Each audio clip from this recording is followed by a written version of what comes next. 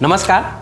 ઘણું કરે તે થોડાને માટે આવી આપણી ગુજરાતી કહેવત હમણાં તાજેતરમાં બાયજુસ રવિચંદ્રન માટે લાગુ પડે છે. કારણ કે આ માણસે તેની $22 બિલિયન સંપત્તિ દૂરધાણી કરી નાખી છે અને હાલમાં તેણે પોતે જ જાહેરાત કરી છે કે હવે તેની પાસે એક પણ પૈસો બચ્યો નથી. $22 બિલિયન હાલના આપણા સંજોગોમાં જોવા જઈએ તો આ કુલ સંપત્તિ 1.84 લાખ કરોડ રૂપિયાની થાય.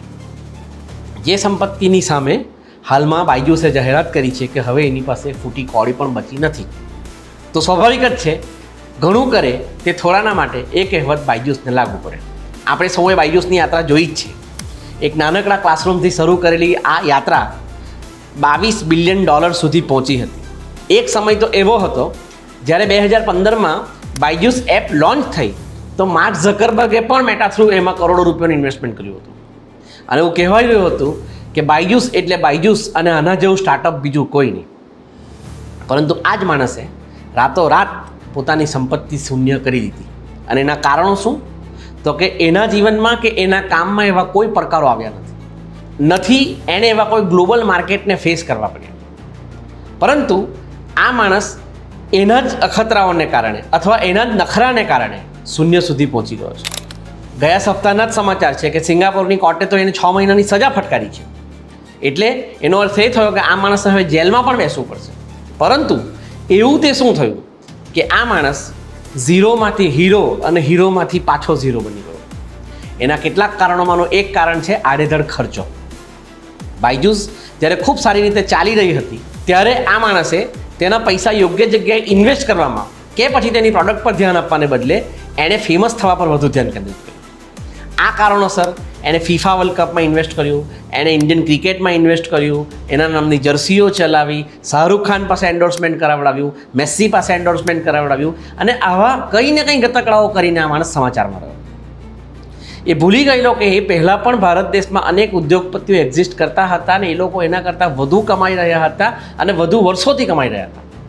છતાં એ ઉદ્યોગપતિઓ આવા અખતરા નહોતા કરતા, પણ બાયજુસભાઈ સતત કોઈને કોઈ નાટક કરતા રહેતા હતા અને કદાચ એનું લક્ષ્ય માત્ર એક જ હતું કે એ ભાઈએ સમાચારમાં છવાયેલા રહેવું હતું. આવી જ એક એની બીજી સૌથી મોટી ભૂલ એ સાબિત થઈ કે એ માનતો હતો કે એ જે વિચારે કે એ જે કરે એ જ સત્ય છે અથવા એ જ સાચું છે. અને એનો સૌથી મોટો ફટકો એને ત્યારે પડ્યો કે જ્યારે કોરોના કાળ પછી આખી એજ્યુકેશન સિસ્ટમ પાછી વર્ગખંડો સુધી ગઈ ત્યારે બાયજુસ માત્ર ને માત્ર ઓનલાઈન શિક્ષણ પૂરતો સીમિત રહ્યો. એને હાઇબ્રિડ શિક્ષણ વ્યવસ્થા ઊભી કરવાની હતી, એની જગ્યા ઉપર એ માત્ર ઓનલાઈન રહ્યો. અને ત્રીજી સૌથી મોટી ભૂલ, એણે એની પ્રોડક્ટને નર્ચર કરવાની જગ્યા ઉપર કે સતત કંઈ ને કંઈ એક્સપ્લોર કે પોતાના પ્રોડક્ટમાં સુધારા કરવાની જગ્યા ઉપર આ માણસ પૈસા કમાવામાં વધુ ફોકસ કરતો હતો. એના કારણે એક સમય તો એવો આવી ગયો કે આ વ્યક્તિ વાલીઓને, વિદ્યાર્થીઓના પેરેન્ટ્સને EMI પર ક્લાસીસ કરાવવા માટે મજબૂર કરતો હતો. આ બધા ગતકડા એક સારા બિઝનેસને ચલાવવા માટે નહીં ચાલે. કોઈ પણ સારો બિઝનેસ ખૂબ મહેનતથી, ખૂબ ધીરજથી અને ખાસ તો સતત ઇનોવેશનથી ચાલતો હોય છે. જો બિઝનેસ ઓવર કોન્ફિડન્સથી ચાલતો હોય તો પછી અત્યાર સુધી ભારતમાં આટલા બધા ઉદ્યોગપતિઓની જે રેન્જ છે અથવા જે ફોજ છે એ આવી શકી ન હોત. બાયજુસની આ ભૂલ અનેક સ્ટાર્ટઅપવાળા કરી શકે છે.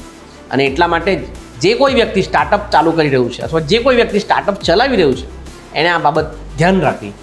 એણે બાયજુસનો કિસ્સો ખાસ ધ્યાનમાં રાખો કે જો સફળતા મળે ત્યારે બાયજુસની જેમ આપણી ગાડી 5મા ગિયરમાં હંકારીશું તો એક સમયે આ જ ગાડીની બ્રેક ફેલ થઈ જશે અને આપણે એવા પટકાઈશું કે આપણો કોઈ વાલી વારસ પણ નહીં બચે.